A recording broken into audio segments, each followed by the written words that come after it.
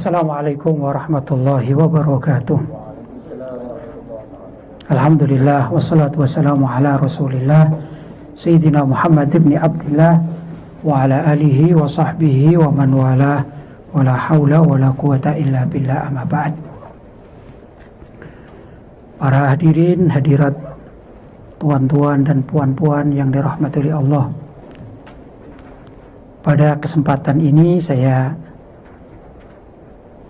akan menyampaikan tentang Islam dan perkembangan Islam dari masa ke masa. Namun karena waktu tentu sangat terbatas, sangat sempit, ya, sedikit sekali. Namanya sejarah itu kan panjang lebar, jadi tak mungkin untuk disampaikan semuanya. Tapi kalau kita mempelajari tentang Islam yang dibawa oleh junjungan kita baginda Nabi Muhammad SAW sebagai seorang Rasul, sebagai seorang utusan, bahwa Nabi kita itu diutus oleh Allah di muka bumi ini untuk menyempurnakan agama-agama yang dahulu kalanya juga dibawa oleh para nabi-nabi sebelum Rasulullah SAW. Itu keyakinan di hampir semua agama bahwa Allah SWT setelah menurunkan Nabi Adam alaihissalam dengan istrinya yaitu Ibu Hawa, maka Nabi Adam dan Ibu Hawa memiliki atau mempunyai keturunan-keturunan, anak-anak Adam, anak cucu Adam, ya kita-kita semua tentunya dari generasi pertama terus berkembang sampai generasi kita. Nah tentu Allah SWT menurunkan manusia ini bukan sekedar diturunkan demikian, tapi dijadikan khalifatun fil ard, yaitu penguasa di muka bumi. Arti penguasa yaitu yang mengatur bumi dan seisinya. Ini diserahkan kepada manusia. Maksudnya begini, bahwa Allah SWT menjadikan Nabi Adam dan anak cucunya, anak turunnya menetapi atau menempati di bumi, kemudian kehidupan itu tergantung dari manusia yang menghuni di muka bumi pada masa-masa mereka menempati. Tentu Allah SWT mempunyai aturan-aturan. Ini keyakinan umat Islam dan juga bahkan di agama-agama samawi, ya. Agama samawi adalah agama yang diturunkan dari Allah SWT. Itu dulu Nabi Adam tatkala di surga itu sudah ada aturan, ada hukum, menerapkan hukum yang paling ringan, yang banyak diketahui oleh masyarakat adalah Nabi Adam dilarang untuk mendekat, ada satu pohon di situ, ya. Nah, ini aturan Allah SWT. Kalau dalam bahasa agama namanya syariat. Jadi syariat Allah SWT yang diwajibkan kepada Nabi Adam adalah syariat dilarang mendekat satu pohon, ya. Fala taqraba hadhihi syajarah. Kalau di dalam Al-Qur'an diterangkan fala taqraba, janganlah engkau hai Adam dan istrimu jangan mendekat pohon ini, ya, satu pohon, ya, di surga. Kemudian iblis yang juga menghuni surga saat itu, nah, dirayulah Nabi Adam ini agar mendekat, bukan sekedar mendekat, tapi dikatakan, hai Adam, ketahuilah bahwasanya pohon dan buahnya yang engkau dilarang ini sesungguhnya adalah buah kekekalan.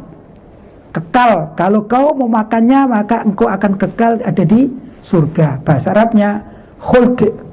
Al-khuld artinya kekal. Kekal itu lestari, ya. Nah, karena Nabi Adam dan Ibu Hawa pada akhirnya tergoda oleh rayuan iblis atau setan, maka beliau tidak sanggup menjaga amanat Allah yang untuk atau agar tidak mendekat di mana kepada pohon tersebut. Akhirnya Nabi Adam dengan Ibu Hawa memakan buah yang dilarang oleh Allah SWT. Berarti melanggar syariat, ya, aturan Allah dilanggar. Kemudian Allah SWT perintah agar bertobat. Setelah Nabi Adam bertobat, mohon maaf, mohon ampun kepada Allah, maka diampunilah Nabi Adam. Tapi ada syaratnya, yaitu engkau menepati di bumi, sudah tidak boleh lagi di mana, di surga. Itu ringkas cerita. Nah, dalam rentetan itu Allah tetap menurunkan syariat atau aturan hukum kepada Nabi Adam dan anak cucu Nabi Adam. Setelah berikut Nabi Adam mempunyai keturunan-keturunan yang subhanallah, Allah SWT memberikan keturunan kepada Nabi Adam itu selalu anak kembar, laki dan perempuan. Anak pertama kembar juga di sini ya, kembar laki perempuan. Anak kedua kembar laki perempuan. Anak ketiga kembar laki perempuan, terus kembar. Maka Allah menerapkan satu hukum syariat. Apa itu syariatnya? Bahwa saudara kembar di zaman Nabi Adam turun itu haram menikah. Saudara kembar ya, tidak boleh. Tapi boleh menikah dengan adiknya. Maka ada peristiwa sedikit, yaitu anaknya Nabi Adam yang bernama Qabil itu melanggar syariat Allah. Apa itu? Dia ingin menikah dengan saudara kembarnya, padahal hukumnya tidak boleh di dalam Islam atau haram di dalam Islam. Itu syariat yang diturunkan kepada Nabi Adam dan kepada anak turun Nabi Adam. Nah, di sana ada adiknya Qabil bernama Habil, mempunyai saudara kembar juga, perempuan ya. Sayang, saudaranya Habil, si adik ini punya saudara kembarnya, mohon maaf, itu dari segi penampilan kurang elok ya, kurang cantik kalau orang Indonesia mengatakan. Sedangkan kakaknya, yaitu saudara kembarnya Qabil, itu relatif elok dan cantik.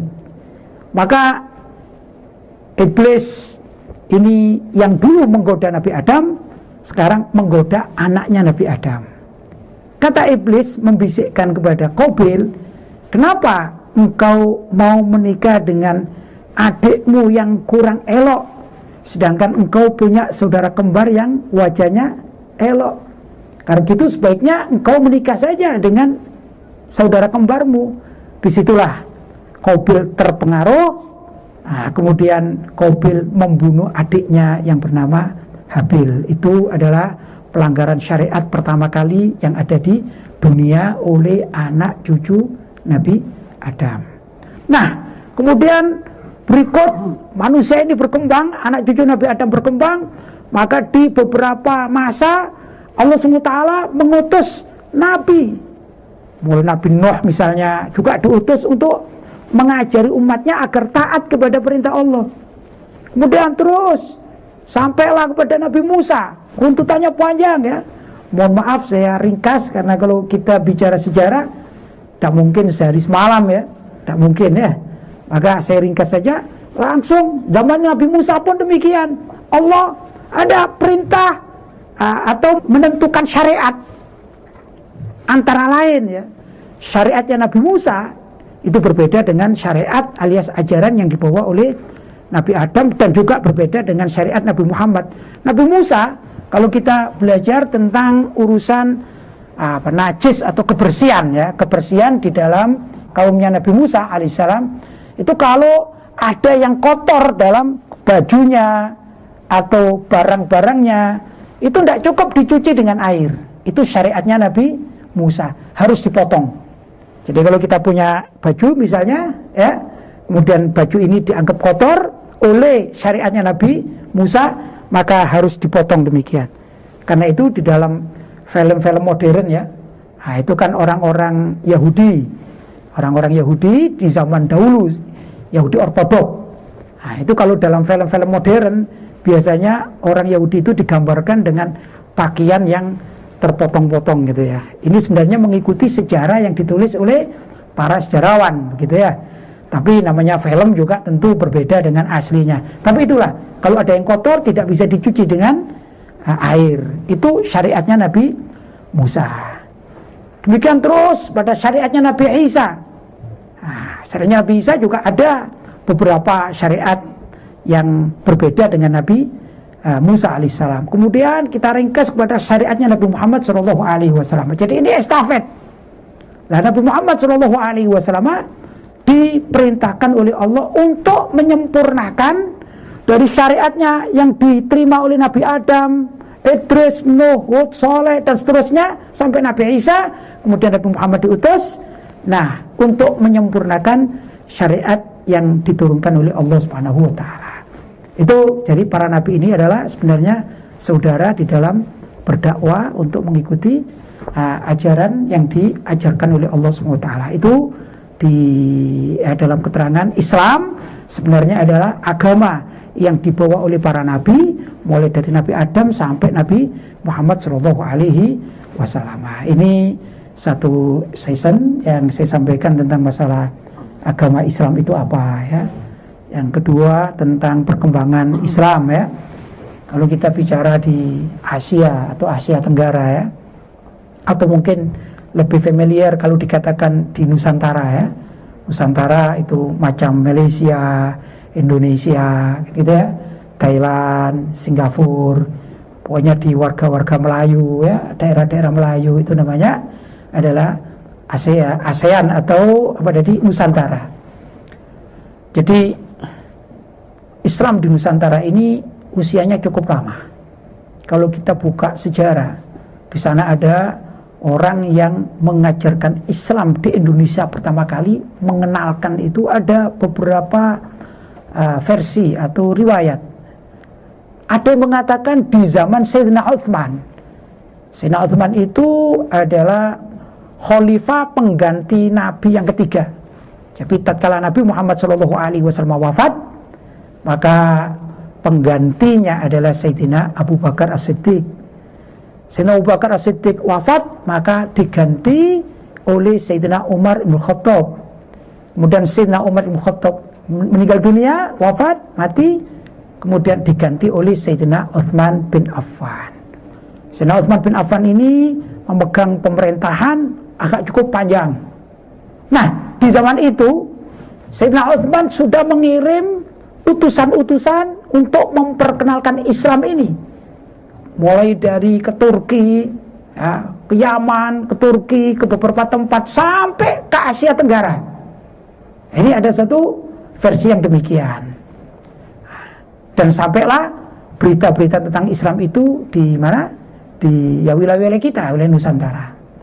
Yang kedua adalah para dai, para ulama yang memang datang ke Indonesia itu betul-betul menetap di Indonesia dan di Malaysia, maksudnya saya di Nusantara, menetap di Nusantara ini untuk mengajarkan Islam dengan sebenar-benarnya.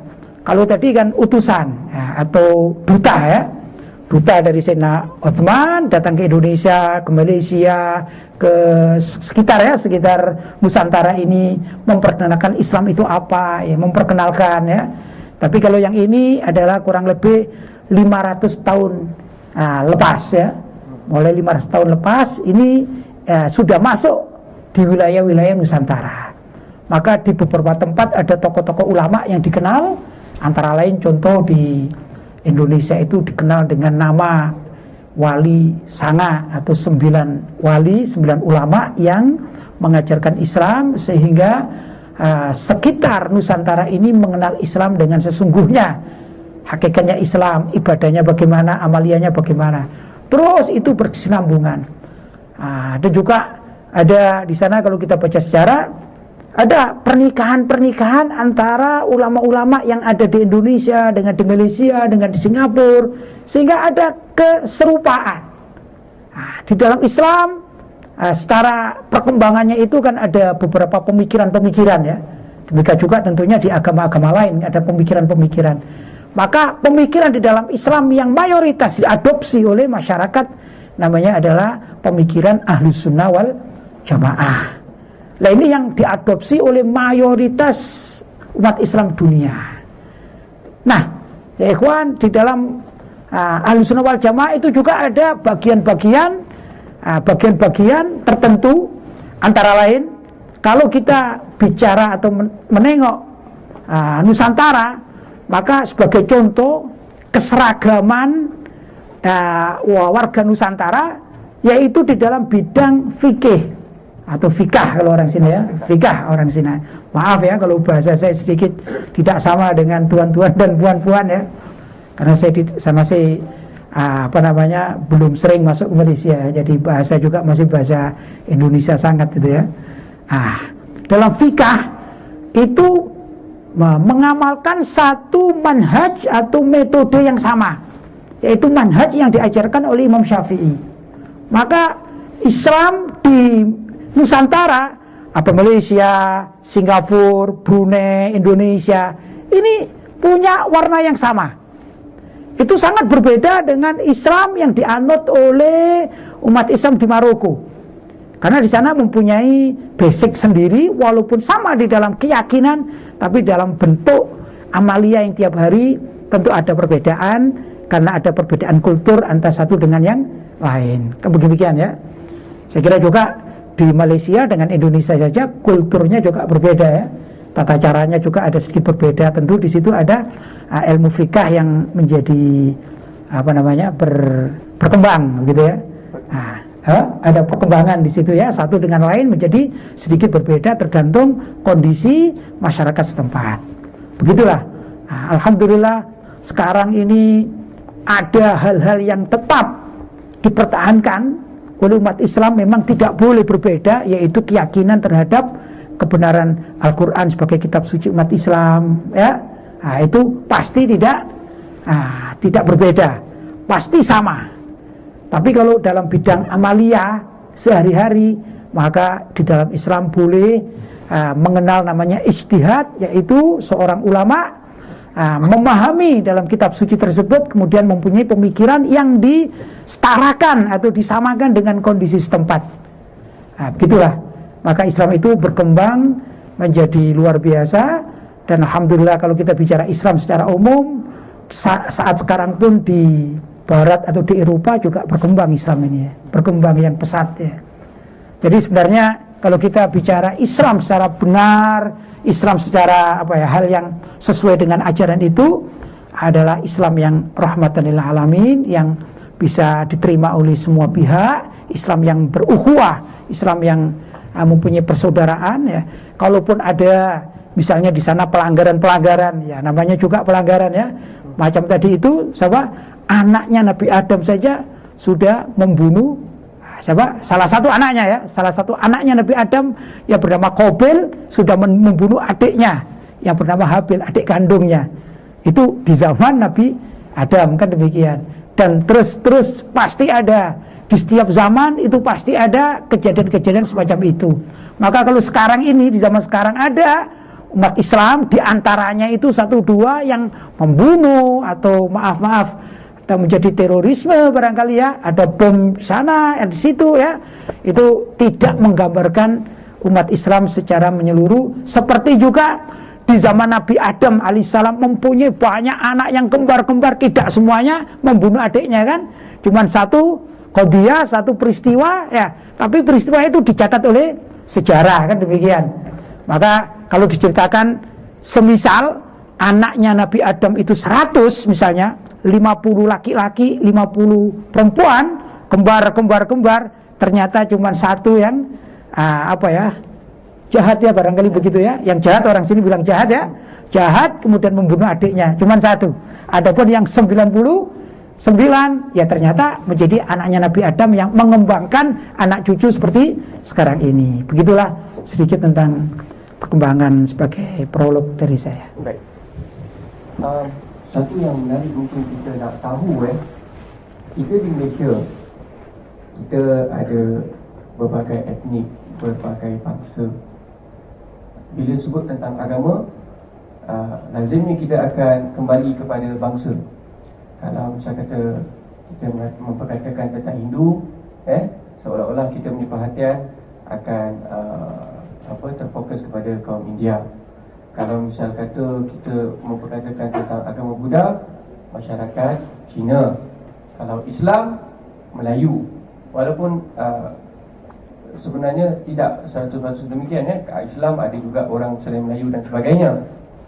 Namun kita masih boleh membezakan agama berdasarkan kepada perbezaan cara bertutur, warna kulit dan sebagainya. Namun kalau di Indonesia, itulah Melayu, itulah Hindu, itulah Buddha, itulah Kristian. Jadi kita tak tahu bagaimana di Indonesia mereka berinteraksi. Apakah berlaku pergaduhan, apakah berlangsung kehidupan dengan kedamaian. Jadi kita nak minta Kiai untuk sentuh tentang perkara ini. Kita pun sendiri tak tahu kan, di Indonesia ni masih majoriti Islam atau tidak, dan bagaimana hubungan yang baik antara agama ni boleh berlaku ataupun tak berlaku hubungan baik. Itu saya minta diulas ya. Untuk umat Islam di Indonesia sampai hari ini alhamdulillah masih mayoriti ya. Jadi kurang lebih 80% warga Indonesia ini adalah menganut Islam, dan 80% itu mayoriti juga adalah warga Melayu ya. Cuman memang di sana pernikahan antar etnis itu cukup cukup marak, banyak gitu. Seperti saya sendiri ini juga kalau di tinju-tinju ya campur gitu ya, ada Jawanya gitu ya, di sana ada namanya etnis Maduranya, saya juga ada, keluarga saya ada Maduranya gitu ya, Arab juga ada gitu. Bahkan konon menurut pengakuan dari kakek-kakek saya itu ada juga yang menikah dengan warga India gitu ya. Jadi ada Arab. Jadi saya seorang pribadi, nama saya Lutfi Basori, ini mengandung banyak darah di sini ya, kayak gitu. Dan semacam ini banyak di Indonesia, itu banyak, sehingga jarang terjadi sekat-sekat ya. Sekat-sekat gitu. Kemudian alhamdulillah di Indonesia itu ada satu kaidah atau satu kesepakatan dari bangsa Indonesia waktu kemerdekaan itu dibangun, maka di situ semua etnis yang ada itu ikut berjuang memerdekakan Indonesia dari penjajahan Belanda. Maka setiap warga memiliki hak yang sama, begitu. Alhamdulillah dengan demikian ya, secara umum ini tak ada problem. Kami di Indonesia tidak ada problem, bertetangga juga tak ada problem. Kadang-kadang satu kampung ya ini diisi oleh mayoritinya umat Islam, tapi di situ juga ada warga yang Buddha, ada warga yang Hindu atau warga yang Nasrani gitu ya, itu ya juga ada ya. Tapi memang peraturan pemerintah itu di dalam bab ini khusus mendirikan rumah ibadah itu sudah diatur sedemikian rupa. Contoh misalnya demikian, kalau seperti di Bali itu kan warganya penganut Hindu mayoriti, maka umat Islam kalau ingin membuat sebuah masjid atau mushola, maka harus seizin dengan tetangga kanan kirinya ya, harus ada izin dari masyarakat. Tidak boleh seorang muslim atau sekelompok muslim di wilayah Bali misalnya tiba-tiba mendirikan masjid tanpa pengetahuan warga mayoriti, tidak boleh, karena menjadi kegaduhan nanti ya, menjadi keributan. Demikian juga sebaliknya di wilayah-wilayah muslim, maka kalau ada non muslim yang ingin membuat tempat ibadah, maka juga harus mendapatkan persetujuan, tanda tangan persetujuan, kartu ya dari sekitarnya, yaitu warga muslim yang ada. Seperti lagi di Papua misalnya, di Papua itu warganya mayoritas adalah Nasrani, maka kalau warga Hindu ingin mendirikan tempat ibadah di sana, maka harus mendapatkan perizinan dari warga setempat. Itu sekian, misalnya 100 tanda tangan, 100 orang dari kanan kirinya. Dengan demikian, maka terjadilah kesepakatan-kesepakatan, ya. Dan alhamdulillah berjalan sudah tak puluhan tahun, tidak terjadi apa-apa. Kecuali kalau ada pelanggaran, ya. Kecuali kalau ada pelanggaran. Maka pelanggaran itu yang kadang-kadang juga ada sedikit konflik, ya, konflik. Kadang-kadang mencuat di televisi atau di koran atau di majalah, ya, atau di surat kabar, kadang-kadang itu mencuat, ya, beritanya naik gitu, ya, sampai terdengar dari Malaysia barangkali. Itu kenapa? Ya karena pelanggaran itu. Saya katakan macam zamannya Nabi Adam ada Qabil kan gitu, ya, ada yang demikian. Nah itu semua agama juga dalam bab ini ada kadang-kadang pelanggaran-pelanggaran. Artinya di kalangan warga Nasrani tentu ada orang-orang yang suka melanggar aturan kan demikian, ya. Di warga kalangan orang Hindu juga ada orang-orang tertentu yang suka melanggar. Di warga Muslim pun demikian, ada kalangan tertentu yang suka melanggar aturan-aturan yang sudah disepakati, ya. Itulah namanya masyarakat, ya, namanya masyarakat demikian. Bahkan pelanggaran-pelanggaran itu juga terjadi pada nabi-nabi dimanapun berada, dan pada agama-agama di bawah siapapun itu pasti ada warganya, penganutnya yang melanggar kan demikian, itu pasti. Tapi tentu kita tidak bisa menyamaratakan, dianggap sama semua. Oh kalau warga agama ini berarti semua melanggar, kan tidak bisa begitu, ya. Tentu itu perkembangan yang ada di Indonesia. Jadi sampai sekarang alhamdulillah Indonesia tetap perkembangan Islam ini ya terus menjamur terus gitu. Kemudian di anak muda di Indonesia ini alhamdulillah cukup bagus. Mereka aktif kalau ada sholat macam sholat Jumat, mereka aktif di masjid-masjid, bikin anak muda-muda, bahkan yang kecil-kecil, yang budak-budak kecil, ya, yang belum ngerti harus bagaimanapun kadang-kadang juga ikut masuk, ya.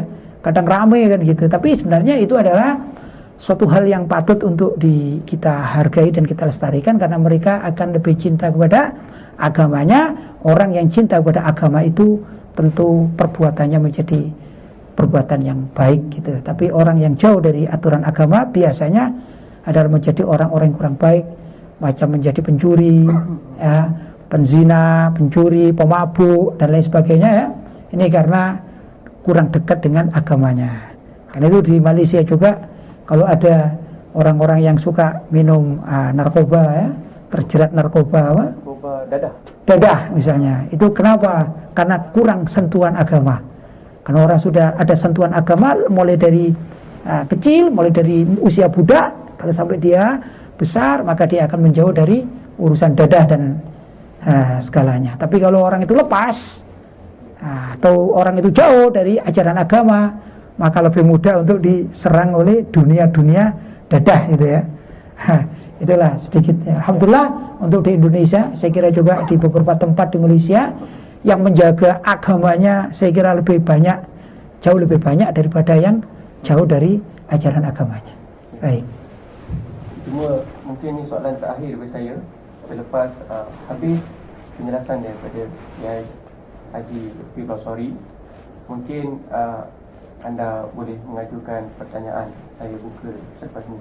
Apapun saya mengajukan kehadiran Cik Muhammad Noor, seorang orang penting universiti yang hadir sewaktu program masih berlangsung, sedang berlangsung tadi. Okey, jadi pertanyaan saya, Kiai, sekarang ni muka Melayu tapi itu Hindu, muka Melayu tapi itu Buddha, muka Melayu tapi itu agama lain, apa-apa pun Islam dan sebagainya. Bagaimana masyarakat Indonesia dapat membezakan? Pakaian sama boleh jadi, kan? Jadi arti sama-sama. Kami pun tak tahu Agnes Monica ni rupanya bukan Islam. Baem Wong rupanya dia bukan Cina, dia Melayu. Jadi kekeliruan tu kami cuma faham Indonesia daripada sinetron. Gitu. Jadi boleh, Kiai? Boleh. Sebenarnya kalau di Indonesia tidak begitu mempermasalahkan etnis, ya. Mau India, mau Arab, mau Jawa, itu ya, itu semuanya adalah sama dalam kedudukannya itu sama. Kalau punya lebih tua itu dihormati, yaitu karena dihormati karena tua ya, atau beragama atau berilmu, itu ya. Jadi kita kadang-kadang ya pertama secara otomatis sebuah kalangan atau community itu akan menyatu dengan komunitasnya, kan begitu ya.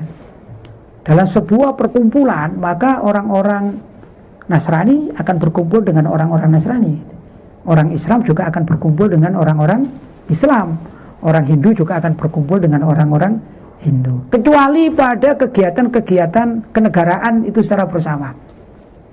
Misalnya di sana ada kemerdekaan ya, hari kemerdekaan tanggal 17 Agustus, maka seluruh warga ini akan berkumpul ya, untuk menghormati hari ulang tahun kemerdekaan Republik Indonesia semacam itu. Maka memang di situ tidak tampak mana yang Muslim, mana yang tidak Muslim, mana yang itu, dan sesuai dengan daerah-daerah.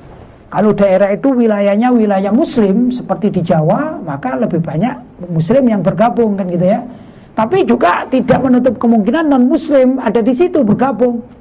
Kan tidak salah kalau kita hanya untuk menyanyikan lagu kebangsaan ya bersama-sama, ya tidak masalah. Lah yang jadi problem itu kalau ada orang-orang mempunyai pemikiran yang keluar dari aturan agamanya masing-masing. Tentu dalam Islam ada aturan, tadi namanya syariat gitu ya. Dalam Buddha tentu juga ada aturan. Saya tidak tahu apa namanya, tapi hukum gitu ya.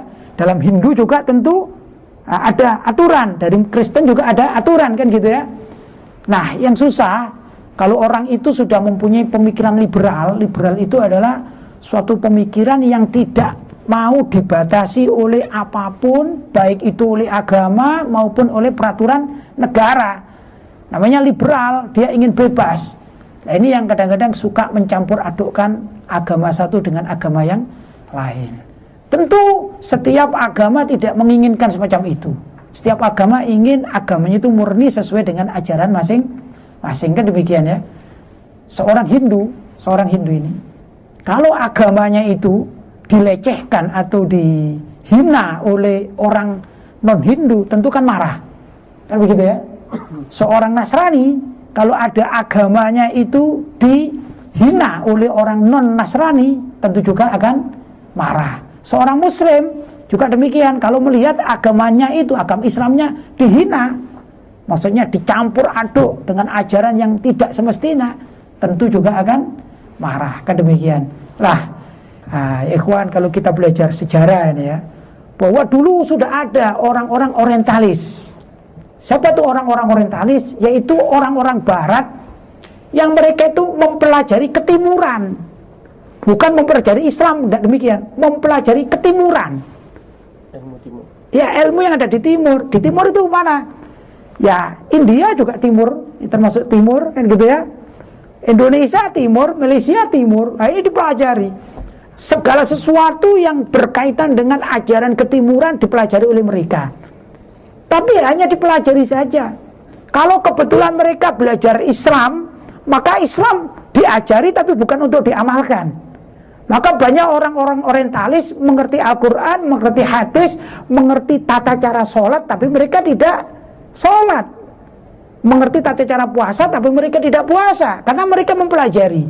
Demikian juga ilmu ketimuran yang lain, yang berkaitan dengan Hindu barangkali, berkaitan dengan Buddha, berkaitan dengan yang lain, dipelajari oleh mereka, tapi bukan untuk diamalkan. Lah, dari situlah timbul pemikiran orientalis yang namanya liberal sekali, sehingga kalau ada orang timur yang kemudian diadopsi oleh mereka, diajak oleh mereka berpikir dengan cara barat, kaum orientalis, maka begitu mereka kembali ke timur yang Islam, dia tidak akan mengamalkan keislamannya walaupun dia mempelajari ilmu keislaman.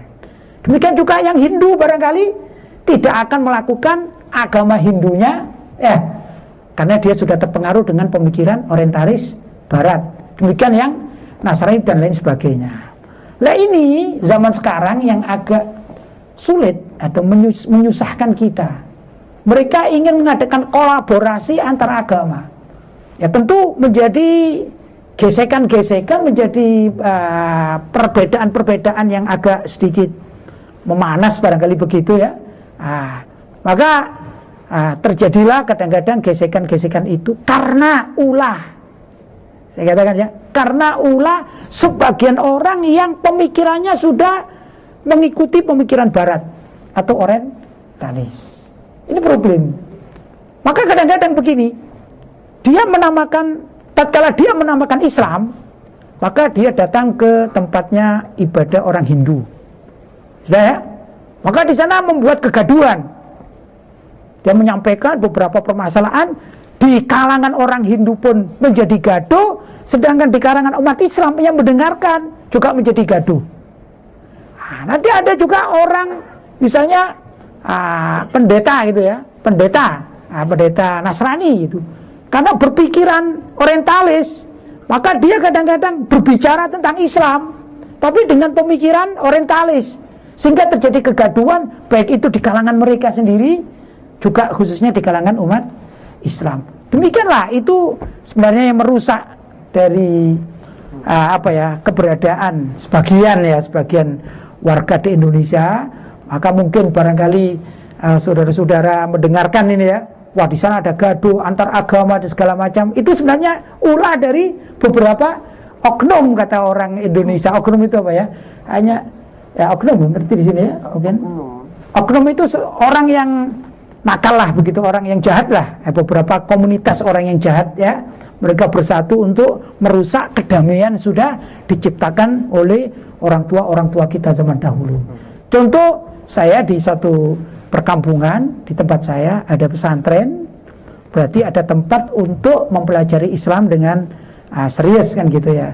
Tetapi tetangga saya itu ada yang penganut dari Nasrani, ada. Tapi ya kita biasa-biasa saja, ketemu ya mari. Nah tatkala dia penganut Nasrani ini ingin beribadah mengikuti keyakinannya, maka dia pergi ke gereja. Nah kita ya sudah, karena ada tempat pendidikan macam sekolah, untuk pendidikan di tempat saya pakai pendidikan. Tapi kalau mau sholat Jumat ya kita pergi ke masjid. Ya sudah, berjalan sendiri-sendiri, ya tidak terjadi apa-apa, karena tidak ada oknum alias tidak ada orang yang jahat di tempat saya tadi itu. Ya, tidak ada orang yang berpikiran orientalis tadi. Tapi andai kata ada, ya mungkin saja terjadi percecokan dan demikian ya. Pergaduhan ya, jadi gaduh. Itu gara-gara ada orang-orang jahat yang ingin merusak kedamaian di Indonesia pada khususnya. Jadi kalau dari segi wajah memang ya sulit, karena ya sulit sekali itu ya. Hanya begini, hanya mayoritinya saja. Kalau wajah itu wajahnya wajah beretnis Arab, itu mayoritas adalah Muslim gitu ya. Kemudian kalau beretnis Cina, mayoritas ada 2. Kalau tidak Nasrani, biasanya Konghucu gitu ya. Kalau tidak Nasrani, Konghucu. Nah tentu di kalangan orang Nasrani dan Konghucu yang berbeda. Konghucu itu adalah suatu agama yang dianut oleh asli masyarakat Cina, Chinese. Ya, termasuk juga masuk dalam Buddha, tapi itu Konghucu namanya ya. Konghucu itu khusus. Jadi orang-orang Chinese yang kuno zaman dahulu kala itu bukan Nasrani, ya, bukan Buddha, tapi namanya Konghucu. Tak tahu saya bahasa Malaysianya apa ya, tak tahu ya, namanya Konghucu, masih banyak. Itu tentu di antara orang-orang Chinese yang mengikut Nasrani dengan mengikut tadi Konghucu, kan juga repot juga membedakan ya. Kamu ini Nasrani, kamu Konghucu, apa bedanya? Sama-sama Chinese ya. Dan sekarang masyarakat Chinese di Indonesia sudah banyak memeluk Islam. Ini juga kan tidak tahu juga, kamu yang Islam apa kamu Konghucu atau kamu, kan tidak bisa, karena sama-sama kan gitu ya, sama-sama. Itu satu. Kemudian kalau kita bicara wajah ini ya, wajah Arab misalnya, ada beberapa komunitas di Indonesia itu bukan orang Arab, tapi secara wajah itu juga wajahnya menjadi seperti Arab itu. Macam orang Papua, orang Ambon, itu kalau dari segi hidung juga mancung, ya. Kadang-kadang juga orang tidak tahu itu, ini Arab atau Ambon gitu ya. Nah ini repot kalau dari segi yang demikian. Itulah Indonesia ya. Jadi tidak bisa kecuali kalau kita berdialog atau kita bertetangga. Kalau kita bertetangga kita menjadi tahu, oh itu seringnya ke gereja, oh itu seringnya ke pura, oh itu seringnya demikian, maka kita menjadi tahu. Atau data di kampung-kampung kan ada. Kalau di sana itu ada macam RT, RW ya, rukun tetangga, ada ketuanya, rukun kan itu ada kepengurusan di mana di kampung-kampung lah, itu kita bisa tahu biasanya. Tapi secara umum ya memang sulit karena secara umum pertama Indonesia dianut oleh 80% warga Indonesia, selebihnya ada Nasrani, ada Hindu, ada Buddha, ada tadi itu Konghucu itu ya. Konghucu itu yang dianut oleh masyarakat apa? Chinese ya. Tapi ada lagi yang demikian. Dia tidak Islam atau tidak 5 agama tidak ikut. Ya, tidak ikut. Tapi ikut nenek moyangnya di zaman dahulu kala. Ya. Nah, semacam animisme gitu ya. Nah, animisme. Jadi ada yang ya kalau bahasa Indonesianya namanya kejawen ya. Kejawen itu kan orang Jawa ya. Jawa itu Indonesia. Saya ini dari Pulau Jawa. Jadi saya ibaratkan kejawen itu kalau di sini ini orang kota apa? Ini di sini daerah apa namanya? Kuala Lumpur ya. Kuala Lumpur yang minded, pokoknya tidak mau kecuali Kuala Lumpur, lah Islam, wala Hindu, tidak mau masuk karena dulu nenek moyangnya itu begitu. Jadi asli, tidak goyang oleh apapun. Itu ada namanya kejawen, gitu ya. Macam-macam. Ada keharingan itu orang Kalimantan yang sudah dia mengikuti ajaran nenek moyangnya dulu. Islam tidak, Nasrani tidak, Buddha tidak, Hindu tidak, Konghucu juga tidak, tapi dia punya keyakinan segi. Namanya adalah agama keyakinan namanya kata mereka ya, kata orang-orang itu. Nah ini juga ada, walaupun frekuensinya tidak banyak, komunitas jumlahnya tidak banyak, sangat minoritas sekali. Begitu ya. Baik. Okey, sekarang seperti yang kita janjikan, terbuka untuk sebarang pertanyaan. Jadi saya persila kepada mana-mana, sama ada daripada mahasiswa, mahasiswi ataupun daripada warga Universiti Dr. Razak yang lain. Silakan. Ya. Assalamualaikum Ustaz. Salam. Saya pernah melawat Indonesia 2-3 kali dah. Saya perhatikan ada perkahwinan percampuran perkahwinan Kahwin beza agama. Ada situasi di mana perkahwinan antara agama berlaku di Indonesia. Ya. Ada yang bapa Islam, isteri bukan Islam, tapi anak ada yang ikut Islam, ada yang tak ada agama. Ya. Jadi macam mana situasi macam tu dia? Baik. Pertanyaan Encik Muhammad Noor ya, adalah sebenarnya berkenaan dengan pluralisme agama ya, kelompok liberal ya. Jadi kita lihat bagaimana urusan dia. Pernikahan campur beda agama secara umum dilarang di Indonesia. Pemerintah juga melarang ya. Bagian Menteri Keagamaan, Kementerian Agama juga melarang. Majelis Ulama Indonesia juga melarang. Para ulama-ulama yang ada di surau-surau, di masjid-masjid juga melarang gitu ya. Maka kalau ada seseorang yang ingin menikah campur beda agama, pada mulanya memang dilarang, begitu ya. Tapi kalau ada pelanggaran, ya ada memang pelanggaran. Sebagaimana tadi saya katakan, itu minoritas sekali. Hanya masalahnya demikian ya, ikhwan. Ada pemeo atau kata mutiara dikatakan, siapa yang menguasai media, maka dia akan menguasai dunia. Ya. Siapa saja yang menguasai media di sini media ya, macam televisi, macam surat kabar, ya, majalah, dia menguasai di suatu wilayah itu, maka dia akan menguasai dunia. Nah, problem kita ini adalah penguasa media saat sekarang ini lebih banyak dipegang oleh orang-orang yang tadi saya katakan orang-orang liberal atau penganut dari orang-orang orientalis gitu ya. Hampir semua televisi itu demikian.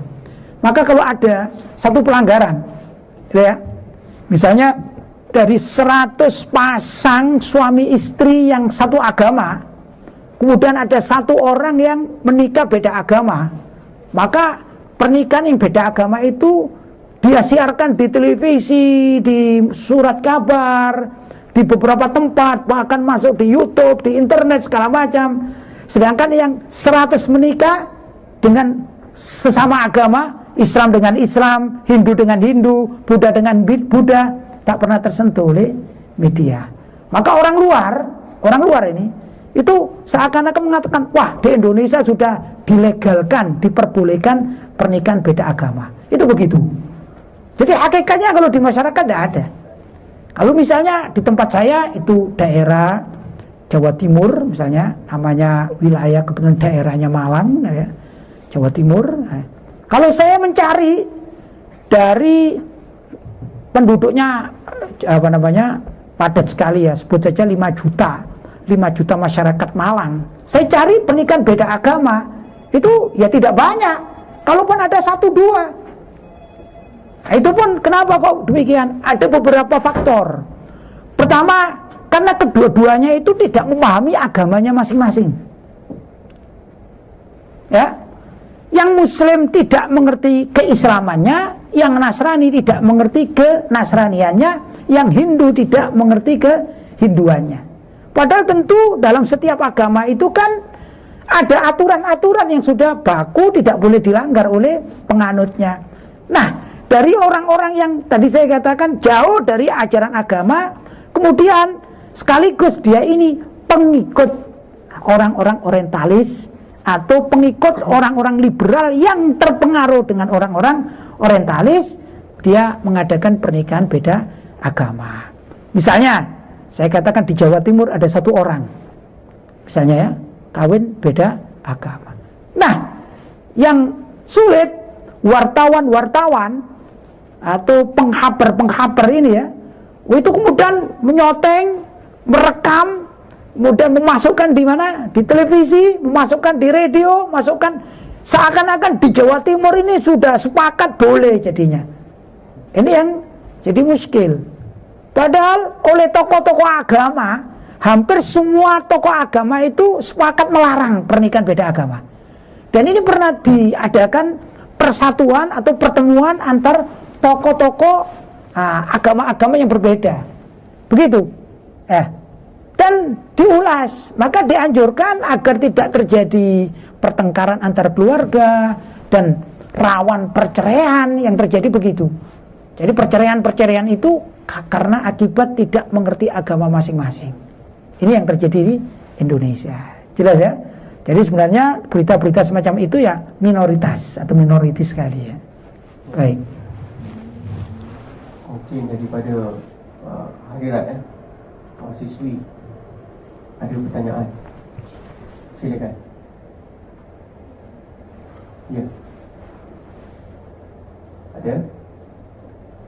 Mahasiswa ada lagi?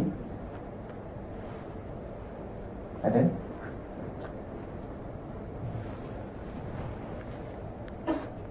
Silakan. Ya. Assalamualaikum. Saya nak bertanya beliau tentang boleh tak Syekh huraikan sedikit tentang peristiwa di Ambon. Peristiwa di Ambon satu masa berlaku Beberapa saat yang lampau ya. Silakan. Ambon. Ya dulu pernah terjadi peperangan di Ambon. Kalau versi dari pemerintahannya itu begini, ada kesalahan anak muda asal mulanya itu.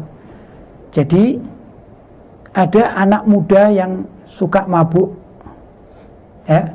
Nah, anak muda suka mabuk ini ada yang dari kaum Nasrani, ya. Di Islam pun ada juga yang anak muda yang ya macam begitu, suka apa ya, main motor, main apa di sini motor, merempik, merempik gitu ya. Tak tahulah gitu ya. Sudah ya. Lah kemudian yang mabuk ini mengganggu jalannya pengendara motor, kan sama muda. Kebetulan ini Nasrani gitu. Sedangkan yang Muslim tak mau mengalah. Maka terjadilah kegaduhan antar anak muda. Yang jadi problem ini, yang Nasrani mengadu kepada kawan-kawannya. Begitu. Yang Islam juga mengadu pada kawan-kawannya. Maka terjadilah peperangan. Ya, semacam itu. Nah, maka karena itu saya katakan sebenarnya problem-problem yang terjadi di masyarakat kita ini, kalau ada orang-orang yang hatinya kurang bijaksana ya, kurang damai, kurang bijaksana, maka terjadi percekcokan atau kegaduhan ya. Pergaduhan itu menjadi demikian.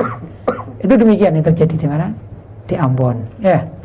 Nah, ada juga kelompok-kelompok nih, baik kelompok Nasrani yang ekstrim kan ada ya. Setiap agama itu pasti ada kelompok ekstrim. Setiap agama, di Islam ada yang ekstremis, di Nasrani ada yang ekstremis, di Buddha ada yang ekstremis, di Hindu ada yang ekstremis gitu ya. Kalau misalnya di Buddha yang ekstremis, contoh di Myanmar ya, yang membantai itu kan ada ya. Rohingya itu ya. Semacam itu kan ekstrim kan gitu ya. Semacam itu. Di Nasrani juga ada yang ekstremis kan, tentunya ada kan demikian ya. Ya kalau di Barat kan sudah biasa membombardir gitu. Amerika lah ya, Amerika dengan etnisnya yang banyak mayoritas beragama Nasrani, ternyata peristiwa Malvinas, peristiwa apa saja kan terjadi itu ya. Di Islam pun demikian juga, ada beberapa etnis atau beberapa kelompok yang seperti ISIS itu juga membunuh kalau orang Jakarta mengatakan semau gue, sesuka-sukanya kan gitu, membunuh kan gitu. Tapi itu kan tidak menggambarkan Islam itu sendiri, ya dah, tidak menggambarkan agama yang dibawanya.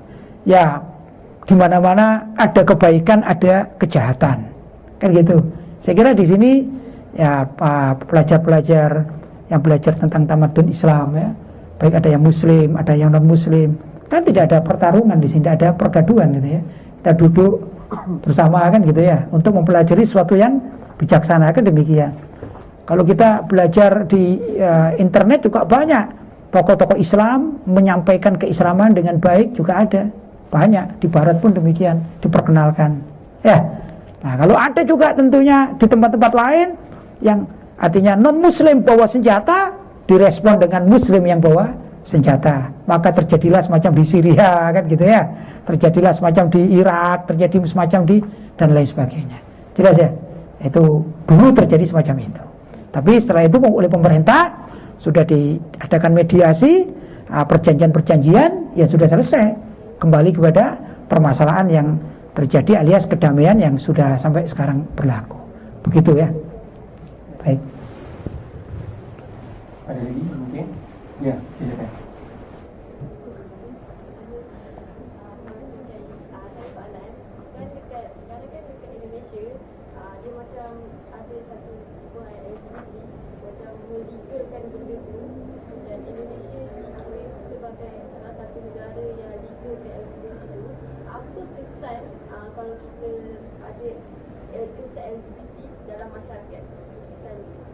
Baik. Sebenarnya ditanyakan tentang begini, apakah di Indonesia ada undang-undang yang mengharuskan hubungan sejenis laki sama laki itu gay atau lesbian kan? Kemudian yang ini diketahui ada atau tidak, satu dari segi undangan. Yang kedua, apakah kesan budaya tersebut? Silakan. Gay atau lesbianisme itu dilarang di Indonesia. Kemarin terjadi pernikahan sejenis, yaitu orang Barat yang datang ke Bali, itu tentu tanpa sepengetahuan pemerintahan setempat. Jadi pernikahan, saya tak tahu kalau di Malaysia ini ya, kalau di sana namanya sebuah pernikahan itu harus melalui suatu lembaga namanya KUA. KUA itu kantor urusan agama. Siapapun dari agama manapun dan sudah ada tempat-tempatnya, ada bagian-bagiannya namanya kantor urusan agama. Kalau orang Islam ya kantor urusan agamanya Muslim kan gitu ya. Maka yang namanya pernikahan legal resmi itu harus lewat KUA tersebut, ya jelas. Sedangkan pernikahan yang kemarin terjadi di Bali itu tanpa melewati KUA, jadi ilegal. Maka heboh. Di dunia heboh, di Indonesia juga heboh. Itu kan sampai istilahnya dicekal, alias tidak boleh lagi masuk di Indonesia itu pelakunya. Bahkan yang ada yang melakukan semacam itu, jadi begini, ada kejadian seorang perempuan ini ya, dia berpakaian lelaki, tapi memang kesehariannya memang dia mirip atau serupa dengan laki, suaranya besar gitu ya, dia pakai badannya juga berotot gitu ya, dan lain sebagainya, dan dia berperilaku alias beramal seperti laki-laki. Sudah. Kemudian dia senang dengan wanita. Dia kan wanita tadi ya. Dia senang dengan wanita. Yang wanita ini ya lemah lembut, umumnya sebagai wanita-wanita yang ada jadi. Sampai dia berkawan, kemudian akan melakukan pernikahan. Tapi si perempuan yang berpakaian lelaki ini mengubah namanya menjadi nama laki. Kemudian daftarlah ke KUA. KUA, kantor urusan agama. Daftar. Nah, apa yang terjadi? Begitu waktu pernikahan, karena keluarganya ada yang tahu, dia menikah di tempat yang lain, bukan di daerahnya. Kalau itu misalnya orang Kuala Lumpur, menikahnya ada di Johor sana. Nah, ternyata beberapa kali semacam itu terbongkar. Ada yang melaporkan bahwa si laki-laki ini sebenarnya bukan laki-laki, tapi wanita. Maka oleh pihak KUA atau kantor urusan agama dibatalkan itu. Secara kenegaraan langsung dibatalkan. Ini artinya masyarakat Indonesia menolak pernikahan sejenis tersebut. Ini yang berlaku di masyarakat. Sekali lagi, kalau ada pernikahan sejenis sampai beritanya ke Malaysia, itu adalah perbuatan orang-orang liberal, orang-orang orientalis yang di backup oleh media mereka. Ya, di backup oleh media mereka. Seakan-akan di Indonesia ini dilegalkan pernikahan sejenis, walaupun hakikatnya adalah dilarang oleh baik negara apalagi oleh agama. Dan saya membaca beberapa tulisan-tulisan, baik itu dari tokoh-tokoh muslim sendiri dan juga tokoh-tokoh non-muslim. Saya sering membaca tentang pelarangan-pelarangan itu. Dari kaum Nasrani, pendetanya juga melarang pernikahan sejenis. Dari Hindu, dari Buddha, dan sebagaimana yang ada itu juga melarang. Ya, tentunya di Islam juga pasti melarang. Jadi sepakat antara para ulama, masyarakat dan pemerintahan itu masih sepakat untuk menolak pernikahan sejenis, itu gay atau lesbianisme. Ya. Apa kesan dalam masyarakat ini? Pertanyaan dia. Kesan. Seandainya budaya itu apa kesan? Begini, masyarakat itu menolak. Karena masyarakat menolak, maka dia ini pelakunya dikucilkan. Dikucilkan itu diasingkan. Ya. Jadi kalau misalnya ketahuan itu ya, misalnya A dengan B menikah sejenis, ketahuan oleh masyarakat, maka dia tidak diterima oleh kampungnya, dia tidak diterima oleh, maka mereka sembunyi-sembunyi. Ya mungkin begini, kalau misalnya sama suka, barangkali ya, kalau ada pegawai, sebut saja pegawai bank, ya, dua-duanya suka, laki-laki sama laki-laki atau perempuan sama perempuan, ya mungkin mereka kalau akan melaksanakan hajatnya dia nyewa di hotel mana begitu. Tidak mungkin dia akan menetap di mana, di kampungnya dengan terang-terangan ini adalah pasangan saya. Pasti saya tidak tahu bahasanya, kalau di sana namanya digerebek sama masyarakat. Nah, digerebek itu begini ya, digerebek itu begini, misalnya ini rumah dipakai pelanggaran ya, rumah dipakai maksiat, wah itu orang kampung pada datang ya, wah dipukul-pukul pintunya, ayo keluar, itu namanya digerebek. Saya tak tahu, dikeroyok sama masyarakat, ya, dikeluarkan dari desanya tersebut, diserang sama masyarakat. Itu yang terjadi kalau ada pernikahan sejenis dengan terang-terangan, sebagaimana berlaku suami istri yang mereka lakukan, ternyata laki dengan laki-laki atau perempuan dengan perempuan, pasti akan dikeroyok dan diusir oleh masyarakat. Begitu responnya. Saya respon tentang kesan Jadi saya terbaca semalam satu kenyataan yang dikeluarkan oleh Majlis Ulama Indonesia. Kenapa Majlis Ulama Indonesia mengharamkan LGBT? Yang pertama, kerana dia memberi satu laluan kepada hubungan seks yang bebas. Dan hubungan seks yang bebas memang dikatakan sebagai punca utama berkembangnya sakit AIDS dan HIV. Jadi daripada penjelasan kita jelas bahawa LGBT akan menyebabkan masyarakat akan menyisirkan orang yang terbabit, memberikan satu keaiban dan juga pemulawan kepada diri sendiri. Bahkan keluarga akan turut merasakan kehinaan di atas perbuatan sumbang. Jadi LGBT adalah satu perbuatan sumbang. Kalau kita bertanyakan kepada doktor, doktor akan mengatakan bahawa LGBT adalah satu fenomena disebabkan masalah mental, dan sebagainya. Apapun seperti yang dikatakan tadi, semua agama, Hindu, Kristian, Buddha, Islam melarang. Dan kalau dilakukan juga, ia sudah tentu memberikan satu kesan yang agak negatif kerana perbuatan tersebut bertentangan dengan agama. Bila bertentangan dengan agama, penganut agama akan marah dan tidak selesa dengan individu tersebut. Jadi saya kira kita jelaskan tentang isu ini. Terima kasih kepada semua yang bertanya, Cik Muhammad Noor, saudari Hakimah dan juga saudari yang sebentar tadi bertanya. Jadi saya kira untuk dengan berakhirnya penjelasan Kiai sebentar tadi, maka berakhirlah kita punya program santai bersama dengan Kiai Haji Lutfi Basari daripada Malang, Indonesia, yang merupakan ahli Majlis Ulama Indonesia. Jadi perbincangan kita hari ini sebenarnya adalah berkenaan dengan isu-isu tamadun, tapi lebih menyentuh tentang fenomena yang berlaku di Asia. Saya mewakili pihak penganjur mengucapkan jutaan terima kasih kepada hadirin hadirat daripada pelbagai latar belakang, juga kepada Encik Muhammad Noor daripada pihak pengurusan Universiti Tun Abdul Razak kerana memberi perhatian sokongan kepada program ini.